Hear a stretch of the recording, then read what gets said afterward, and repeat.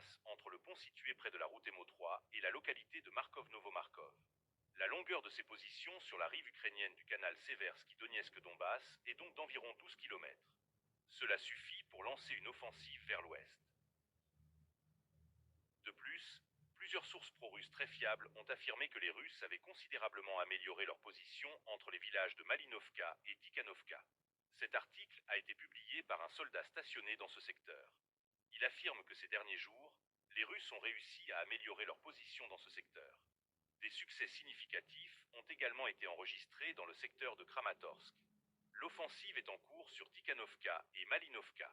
Ces derniers jours, de nombreux abris des forces ukrainiennes ont été découverts et détruits. Les villages de Malinovka et Tikhanovka se trouvent précisément en face des positions que les Russes ont récemment conquises le long du canal Seversky-Donetsk-Donbass. Selon des sources pro-russes, les Russes poursuivent leur offensive sur la rive ukrainienne du canal, dans le but d'établir, voire d'étendre, leur emprise, et par la suite, d'attaquer en direction de Kramatorsk, ou du moins de s'en approcher au maximum afin d'obtenir un contrôle total des principaux axes logistiques.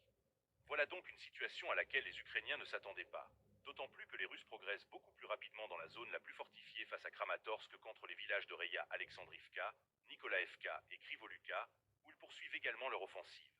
La situation